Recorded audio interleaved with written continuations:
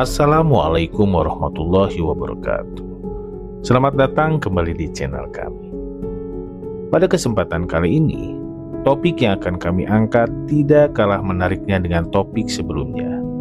yang akan memberikan kita wawasan yang lebih mendalam. Ruksakna dunya teh ku polah-polah jelema.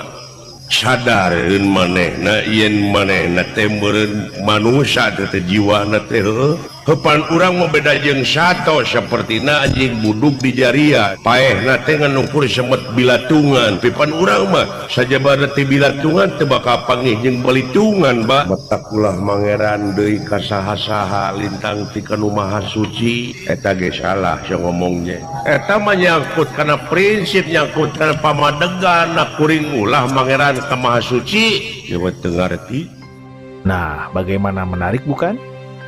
Jadi pastikan Anda sudah siap. Beritahu teman-teman Anda untuk bergabung, dan jangan lupa untuk tekan tombol like, subscribe, serta nyalakan tombol notifikasinya agar tidak ketinggalan di setiap topik seru bersama kami. Untuk yang penasaran dengan topik yang akan kami suguhkan, yuk kita simak video lengkapnya berikut ini.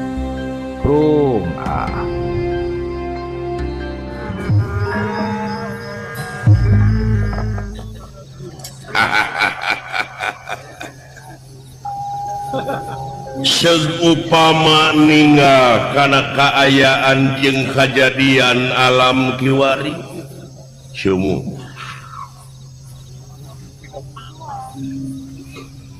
jelegurna belah kidul gegerna belah kalerear belah wetan cing carorowok belah kulon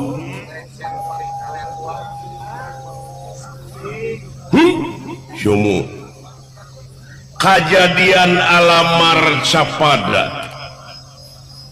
mungguh urang mah makhluk kerdil makhluk leutik jiga heueuh gede teh kajadian teh tapi leutik tapi nu mungguhing paningali pangeran maucu eta teh karek kiamat laleutik dari beja mah geus ti baheula ujang pasti payun dari bartos menyoba ai bewara mah ti beh ditu yen ieu dunya teh bakal kiamat gede boh gede boh leutik oh ieu teh karek leutik ha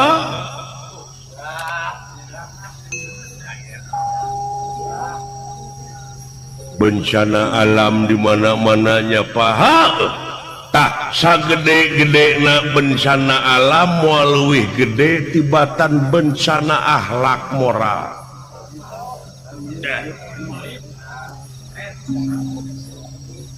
nya apa pek pikir ngan beja ti baheula ge geus ngabejaan wae tiap kiai tiap ajengan naon ba yen ieu ruksakna dunya teh ku polah-polah jelema laras somohon da ucing mah teu ning heuh laras mah nyaeta manusia anu barorangan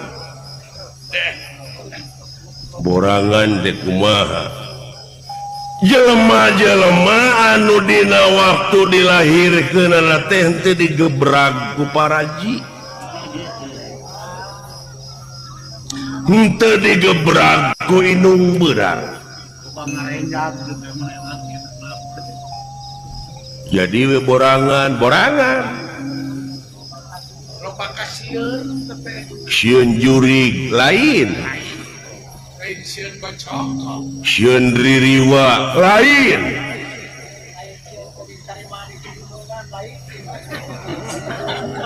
sieun teu ditarima di kurunungan lain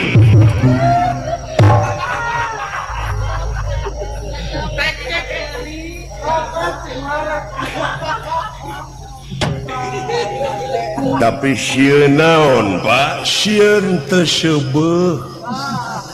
sieun teu make sieun teu beunghar sieun teu lega sawah sieun teu loba mobil sieun teu boga gedong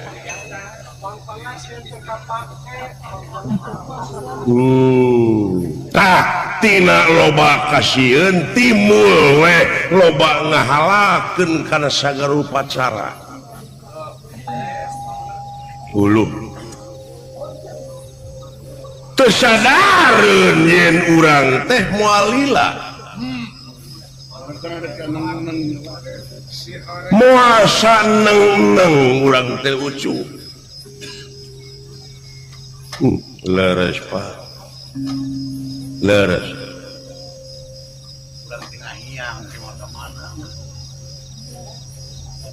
ayeuna ana dipikir dibulak-balik ku abdi dipapai dirasa-rasanya Pak heuh gedong sigrong segala rupa oge heuh pamajikan geulis paribasana kusak ke urang teh paeh da sacara teu langsung meureun boh anak boh pamajikan teh ngusir silahkan bapak untuk pergi selamanya tak cerik sedih teh ngan ukur harita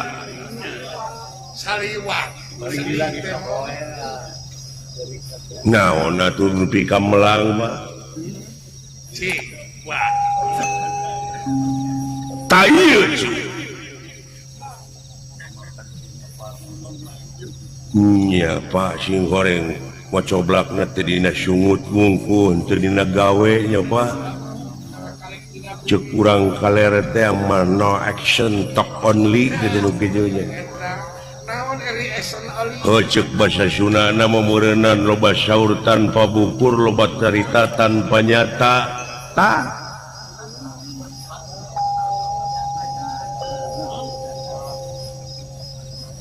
what is the meaning of name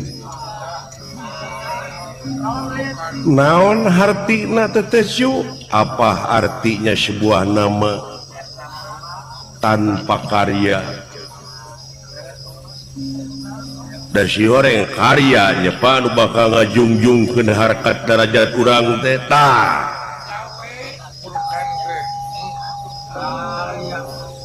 heuh dakwah apa mameureun anu guna jeung mangpaat pikeun kapentingan balarea da moal muncul ngaran teh moal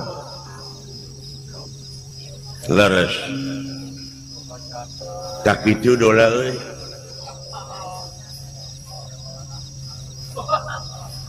nu matak entong aras ya tak kitu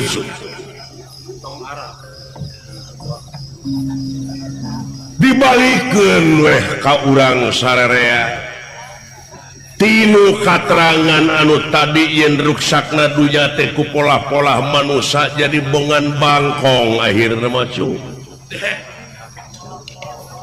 tong sok nuduhkeun deui ka batur teh kumaha mun bangkong dara remo dosa da ieu na mah usum geuning kaupan ayeuna mah kasuat saeutik hartena teh breng geuning demo protes leuheung lamun asli mah da aya PT na geuning demo teh aya nu nampungna lain demokrasi ketuna teh geuning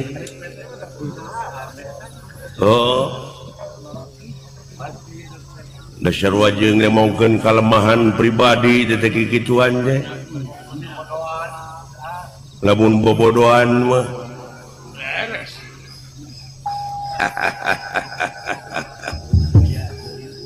jadi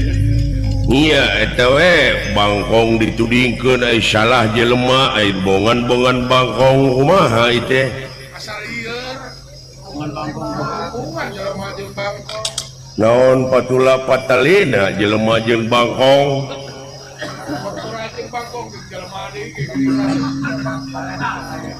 Ari disebut bongan bangkong tecu bongan bangkong kacai teu dimanikeun.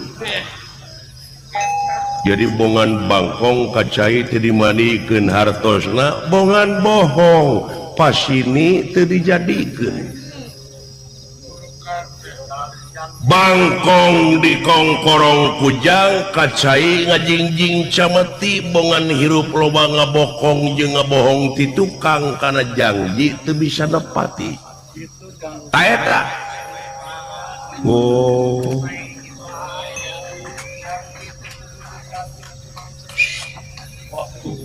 Laras. Nya Pak. Nu mata ka itu na oyong-oyong bangkong kong para kanyamuk si horeng eta teh bahasa urang tapi teu ngalalarti ning jelema teh tah ieu ti dieu mimitina budaya nu pangkolotna teh bahasa di tiap-tiap daerah. Di tiap-tiap daerah budaya teh nu pangkolotna teh basa. Tah bangsa urang teh geus mohokeun kana basana sorangan, nepi ka teu apal deui. Uluh.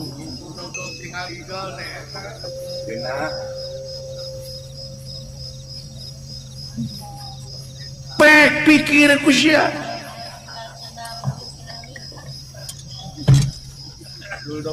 Ya bahasa urang geus dipikaharti ku bahasa urang kene. Ieu barudak nu saralah teh sudah dilemur di imah TPS ayeuna mah nu dicocok teh. Lain tong nyalahkeun bebenyit sia. Nah, tingali di sakola geus aya keneh pelajaran bahasa Sunda. Guru nage kadang-kadang awut-awutan bahasa teh tageuning.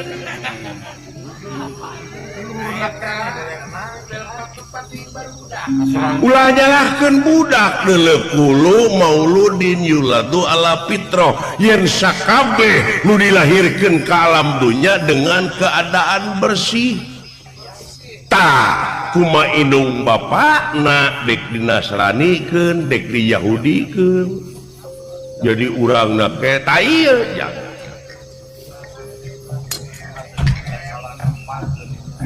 nya leres pisan Bapak kades ya da eta geuningan mun negara rengsi dik ngomong bahasa Sunda aja. Oh diasongan peuyeum teh ini makan peyem juga apa itu peyem gitu. Jusing dia orang jajan karedok apa itu korodok. Wah aing jadi bete hidup.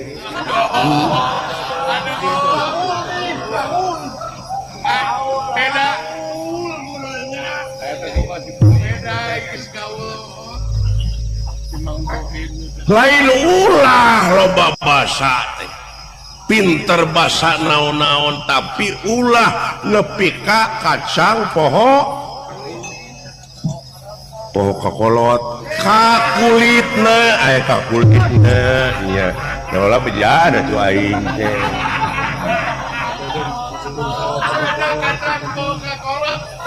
dedengan teh kacang poho kanu kolot.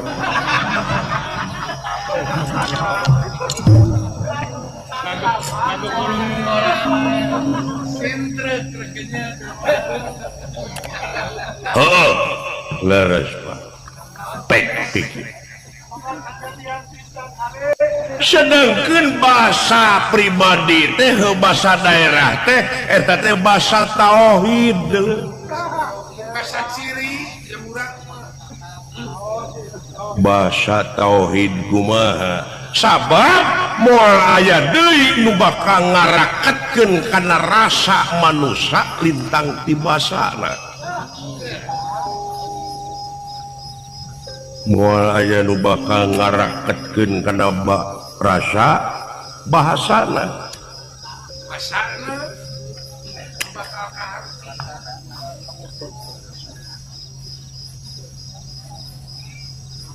ya bahasana nepi kana hate tuh aya nu matak nyentuh kana hate teh basa teh tauhid teh sabab dina agama lamun teu tauhid teu nepi ceuk katerangan eta iya Pak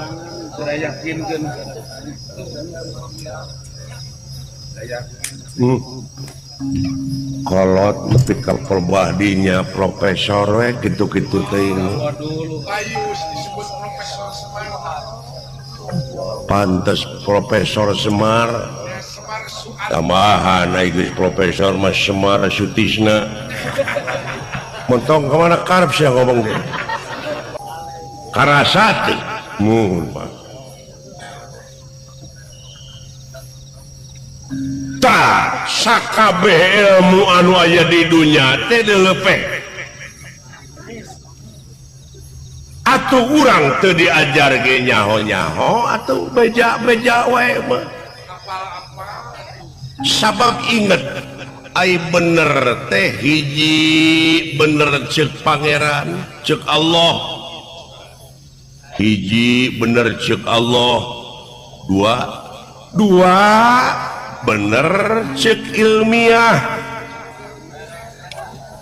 ilmiah kaduana katilu bener ceuk falsafah kaopat bener ceuk umum gitu bener teh dah kumaha teh ngajabarkeunana kumaha teh Pak mun cara ilmu matematika baheula meureun diporemkeun teh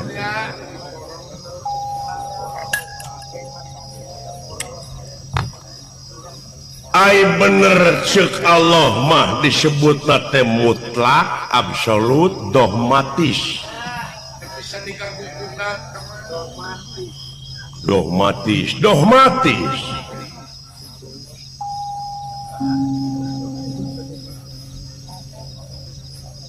tah anu tilu paseakeun ceuk falsafah ceuk ilmiah jeung ceuk umum contohna umumna ieu ceuk umum nya panon poe biji ti mana wetan ceuk umum bener yakin nah ada panon poe mah cicing ceuk ilmiah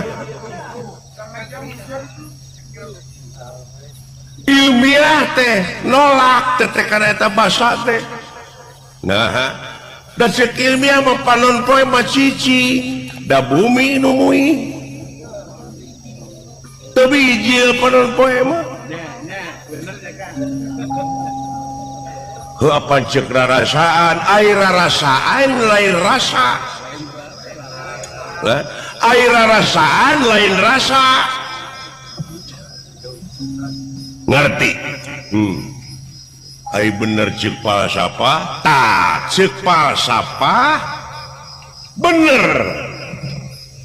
panon poe teh sabenerna mah lain ti wetan ti kulon bijilna teh ayeuna teh ceuk falsafah beuki jauh atuh wah beuki lepas kumaha teh ceuk pangeran tapakur sakali tur berhasil sarua jeung ibadah 60 tahun ceuk dogmatisna tata ceuk mutlakna ceuk absolutna kumaha teh falsafah pikiran kusia panon poe biji ti kulon teh ayeuna ceuk falsafah teh naon ari panon poe teh kahirupan tah kahirupan bangsa urang teh geus kabarat-baratan tuh la ilaha illallah kalaman ayeuna dulu nyender ka urang barat ini teh hargaan kumacek dolar can papakaian geuning Pak gadis-gadis teh ayeuna mah geus ka kampung-kampung nerekab teh wah budaya gadis-gadis oge pakaian teh geuningan bujana teh kadeuleu kadele mun bodas ai dibonceng teh tina motor teh ka tempo cungcurungan teh geuning mun bulus teh tina papakaian tah nya tuluy tina kadaharan hambur duit ger pasea fried chicken dan king donat hotdog pizza wah ayeuna mori nya Pak candi cekok ku inuman keras magadon ekstasi sabu-sabu sabu alah nya Pak kaharti kaharti hiji-hijieun budaya-budaya urang oge geus loba nu ngaharamkeun nya Pak kitu cek aing oge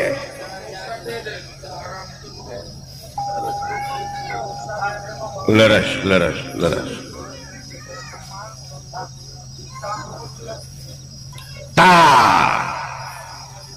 mana atuh dina zaman kiwari tuturkeun teh panutan urang teh mana sawo pamuntangan banyak aya ge panutan urang Rasul Pangeran geuningan kuno geuleuh mah nepi ka dijieun karikatur kuno ngewa mah pan kitu karikatur Nabi Muhammad geuning kungsi pan ribut tak anu nyeuna teh ayeuna kaduruk bejana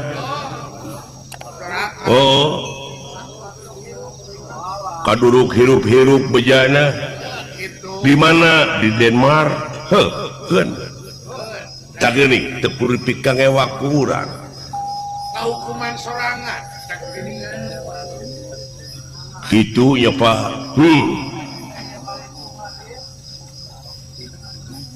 sadareun manehna yen manehna teh meureun manusia teh jiwana teh heuh jelema kitu ai kitu heupan urang mah beda jeung sato sapertina anjing buduk di jarian paehna teh nganukur semet bilatungan heuh tapi pan urang mah sajabana teh bilatungan teu bakal panggih jeung balitungan Ba anu kudu dipertanggungjawabkeun ku dirina sewang-sewang ta eta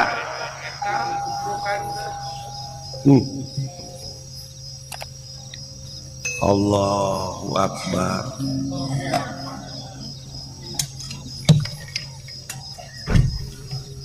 matakulah mangeran deui ka saha-saha lintang ti kanu maha suci eta we hiji eta ge salah sia ngomongnya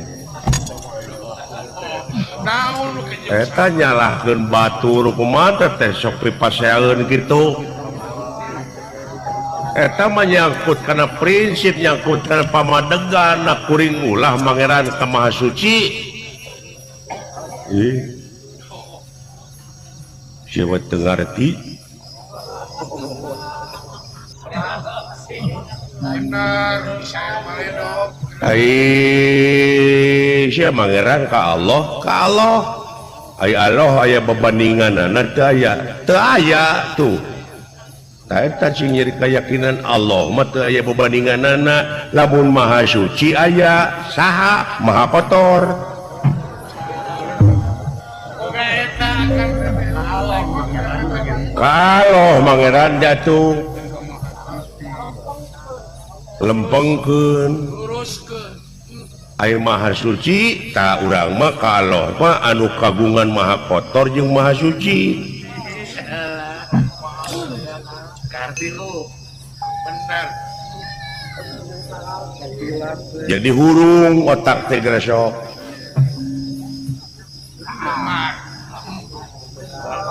menyasya teh kagulung masa we make setrum bener mah dibuka sia nyeun pohlam jadi we hurung sanggeusna hurung ulah ditempo seuneuna kala beuki silo gunakeun caangna berani petrong sana ulah dina teori unggul agama teh teh oh maha suci mah makhlukna kene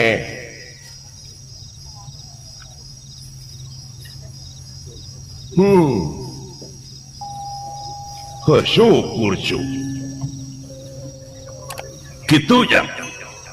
umat tu solusina itu solusina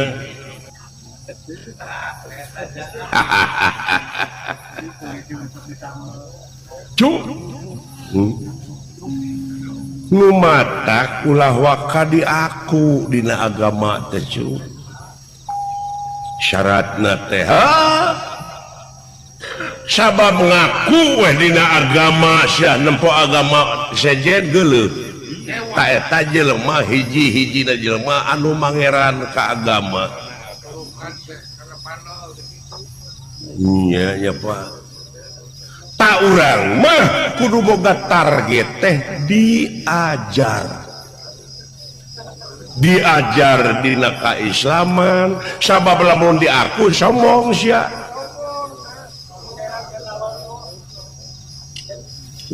iya Pak diajar cu sapanjang hirup kurang diajar lifelong education tak itu cu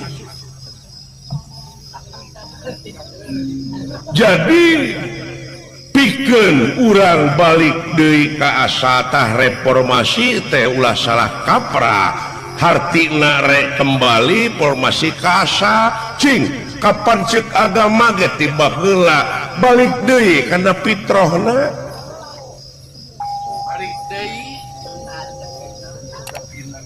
balik deui kana hak urang salaku manusia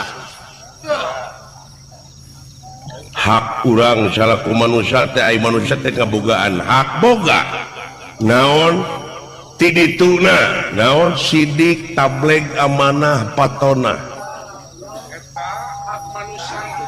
sidik tableg amanah patona nafsuna mutmainah rodiyah mardiyah jeung kamilah bukti dina gawe bukti na dina gawe teh nyaahan dedehan welasan asihan daek nulung kanu butuh daek nalang kanu susah ngajahit kanu titeleum ngahudangkeun kanu labuh mere kanu daek nyangan kanu poekeun ngalder kanu sieun eta manusia geuleuh eta pancen manusia teh tadi dia kali ngabandingkeun sabab aya hak iblis dina wujud si laing nyayangna cek palsafah kolot mah kensa jeung katuhu nu matak lamun leungeun katuhu barang bere leungeun kensa tong nyahoeun eta teh palsafah keneh deuleu baduk dan racun teh eta iya ya tuh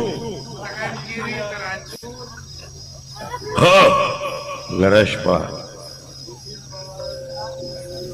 ari hak iblis mah nafsuna tirituna kidib gitman bilada hianat ay nafsuna nyaeta amarah lawama safia mulhamah geuleuhan ngewaan tekaopan tepayaan sirik pidik jaya kaniaya iren panas teh dudupak lurumpak ngupat simuat aya deui dina awak si lain tah kari milih dina hate teh mana nu rek dituturkeun gitu bisi sia linglung aya we sunnah rasul anu nyambung teh jeung rasa lain perasaan rasanya handeudekan ta eta tuturkeun buktikeun dina gawe sok hijrah jang pindah sia goreng karena ade dina laku lampah salah kanu bener sakitu digambarkeun ku Isra Mi'raj ayeuna teh bulan naon cu nya diperingati sekedap deui kitu ceuk dewek oge pindah ta Isra Mi'raj teh pikiran si lain teh ulah paleteng we ka itu terus abstrak atuh tapacu da agama mah lain abstrak jelas jentre nya dogmatis mutlak lain hayalan lain bayangan jadi nepi ka ayeuna teh Isra Mi'raj teh ku urang ge karasa ku sararea ge berlaku teh lamun teu Isra Mi'raj ruksak ieu dunya kumaha keur dicontohana ku Rasul kumaha saha anu ngangkatkeun Rasul urang ka itu Isra Mi'raj di Masjidil Haram ka Masjidil Aqsa heeh nya Allah tuh eta siapa pikiranna salah burukan ih na saha tuh mentong ka molotot ngalamun lain Allah saha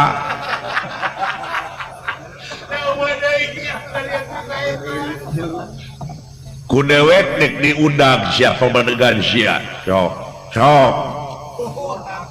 saha nu ngangkatkeun teh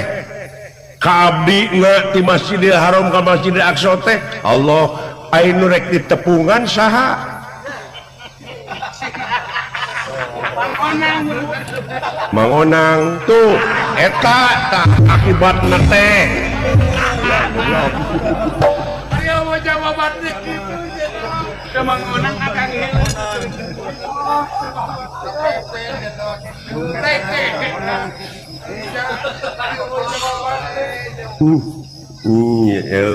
matinya di Masjidil Aqsa nepi ka Sidratul Muntaha tuh dek nepangan saha dek nepangan Allah aya nu ngangkatkeun Allah nah dan jadi lieu sia teh teh nah ya seberiji Allah teh la ilaha illallah tadi deui angin Allah mung hiji-hijina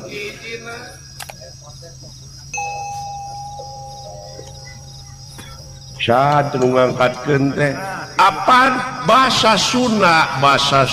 basana imah subhanalladzi asra bi abdihi lailam minal masjidil haram ila Masjidil Aqsa tah jadi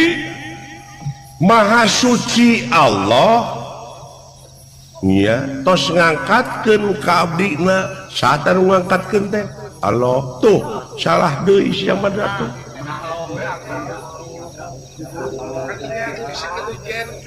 bus apa bus Haji Anun parantos ngangkatkeun onang di Bandung ke Jakarta sanu ngangkatkeun eta Haji Anun tuh apaan Haji Anun anu boga anak goblok sia teh anu gaduna sama bus Haji Anun tos ngangkatkeun ka Haji Onang di Bandung ke Jakarta bus maha suci Allah tos ngangkatkeun oh jadi ngangkatkeun teh maha suci na tah sia lempeng tang dinya maha suci teh barangna teh kagungan Allah heuh kitu ai mahana mah cepet sok nyekeskeun korek api nya bijilna naon seuneu panas yakin aya maha panas kemudian aya lain meureun aya naon panon poe itu tah maha panas mandele ceuk rarasaan sia tadi pantiwetan ka kulon ngan sapoe koplok tak ieu mah mahana suci teh tah ayeuna urang cokot keur dieuna weh urang suci nya hate bersih nya dek datang moal ka Haji Anun lamun ngewa itu dionang ku Haji Anun lamun hate geuleuh ngewa datang moal gini kata bersih hate lamun mobil kotor bengsina tereh nepina moal gegerjedan ku ayana naon bersih tah geuning eta nepi ka ayeuna deuleu da berjalan deuleu tama ilmiah komo mahana ieu mah nu ngangkatkeun ka abdina cacak sucina nepi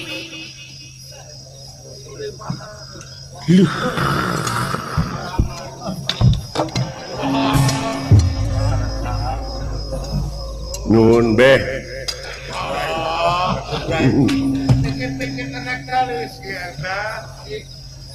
sudah pikiran teka Allah we terus itu papan eueuh babandinganana sia teh moal bisa nyebut naon-naon da Allah manjenenganana tah mah bisa disebut teh da barangna mah moal kapanggih ku sia da ku itu ge dicarek tong mikiran kami moal nyaho pikiran makhluk kami we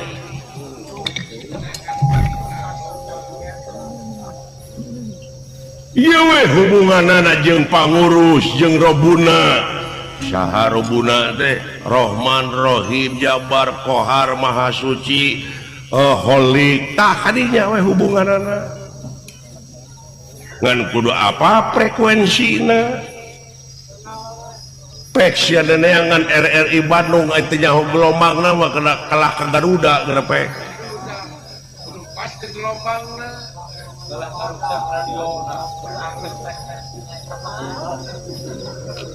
akurkeun frekuensina jah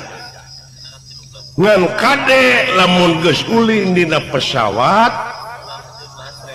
dek ngakurkeun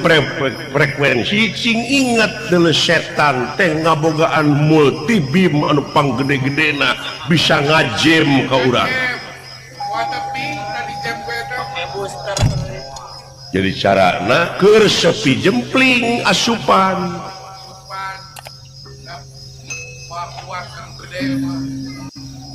paingan eta para wali nyieun kakawennya euy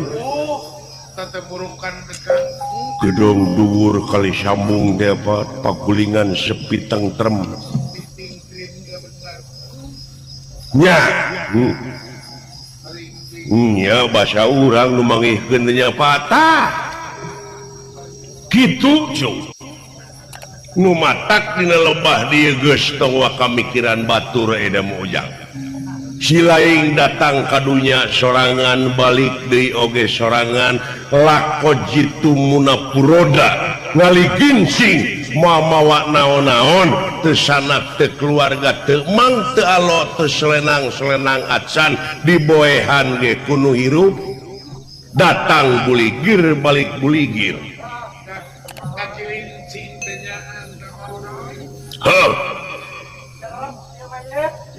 nyaan wa nuhun Aisyah bener komentar kita tadi kumaha teh cicing keur mikir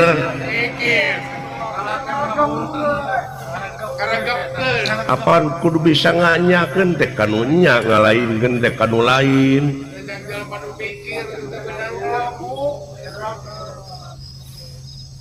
pancing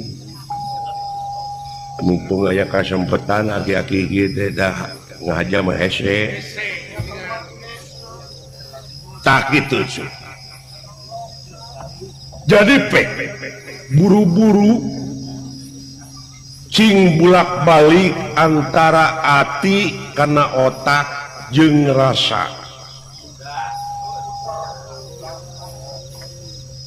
Buktikan dina gawe. Nya ieu alam anu sakit ku pangeran urang teh diogo tutuwuhan sagala jadi hayang naon. Oh, teu syirikna ngalungkeun rokrak jadi disebut negara agraris. Naha atuh tensi kemiskinan pika ngaronjat kieu. Ai ngalungkeun rokrak teu syirikna jadi grepek anu miskin kalah beuki loba tah geuning ucung. Bari kitab dicecekel tah eta mah tungjungna teh jadi teori gini. Karena bibir ngecebrek we gini.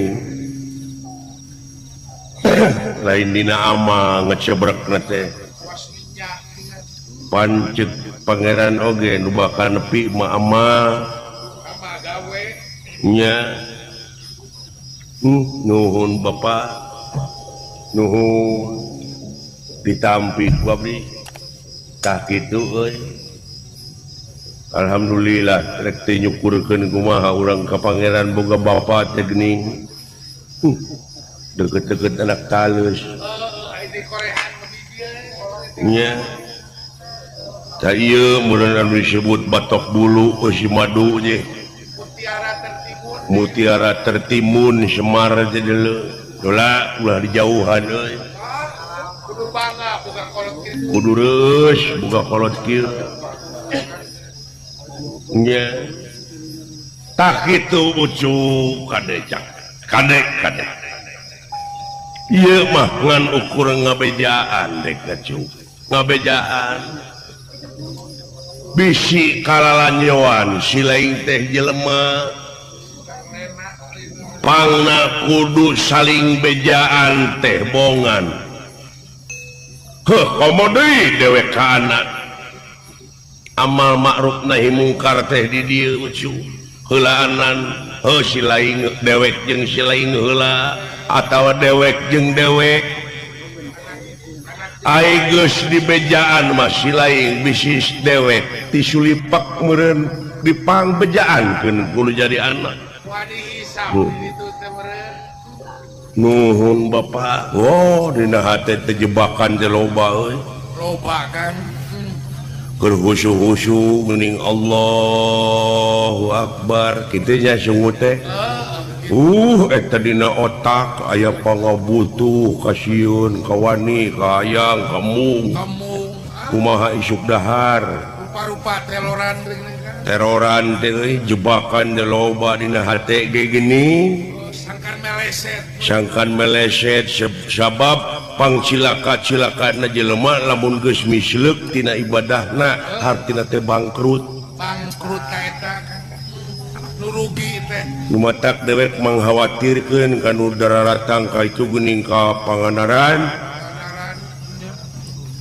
kawas nu eueuh nulungan heuh teh nulungan eta oge ngan ngajajar bandera hayang kadulu hayang kapuji bandera itu partai ieu karunya ya euy jadi misleuk ibadahna lain karena Allah karena hayang dicolok engke koprok teh boga pamrih duli ceuy hayang nyebut koprok ge ada heuh sarua jeung nemongkeun kabelegugan teh hayang ka ciri ibadahna teh percaya ka malaikat.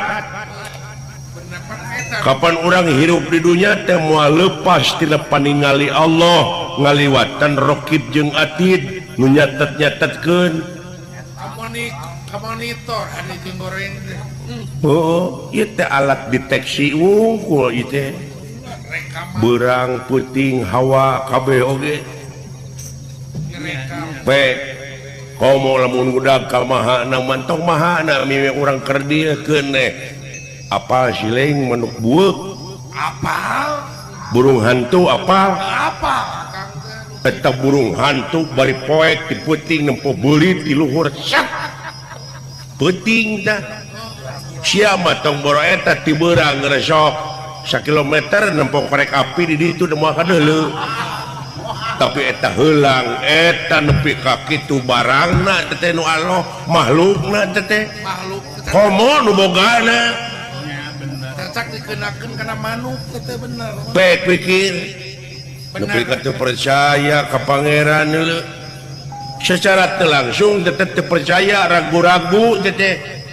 ibadah mah ibadah we atuh karena Allah Ikhlas. Allah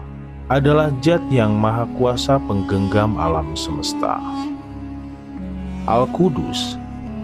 adalah salah satu asma Allah Azza wa Jalla yang sudah sangat terkenal. Dalam Al-Quran, kata Al-Qudus atau yang Maha Suci sering didampingkan dengan kata Al-Malik atau Maharaja atau Zat yang Maha Berkuasa. Misalnya dalam Quran surat Al-Hasyr ayat 23, artinya, Dialah Allah yang tiada Tuhan selain Dia, Raja yang Maha Suci, yang Maha Sejahtera, yang mengaruniakan keamanan, yang Maha Memelihara, yang Maha Perkasa, yang Maha Kuasa, yang memiliki segala keagungan. Maha suci Allah dari apa yang mereka persekutukan. Imam Al-Ghazali mengatakan bahwa Allah sebagai Al-Qudus adalah Dia yang tidak terjangkau oleh indera, tidak dapat dihayalkan oleh imajinasi, dan tidak dapat diduga oleh lintasan nurani. Demikian sempurnanya Allah Subhanahu wa Ta'ala. Dia tidak terkejar bentuk dan zatnya oleh kekuatan indera. Indera manusia terlalu lemah untuk menjangkau keagungan Allah yang Maha menggenggam alam semesta ini. Agar bisa menghayati asma Allah ini, siapapun dituntut untuk membersihkan hati dan pikiran dari hal-hal negatif, kebencian, dendam,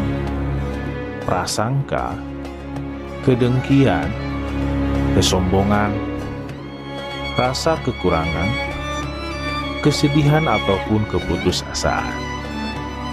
Setelah itu, ia dituntut untuk mengisi hati dan pikirannya dengan hal-hal positif, sehingga yang ada dalam hati dan pikiran hanyalah kebaikan semata. Ingatlah, setiap langkah kebaikan yang kita ambil adalah investasi untuk akhirat kita. Teruslah berjuang untuk menuju jalan yang benar. Demikian untuk hari ini. Mohon maaf apabila ada kesalahan dan kekurangan. Terima kasih telah menonton. Sampai jumpa di video berikutnya. Assalamualaikum warahmatullahi wabarakatuh.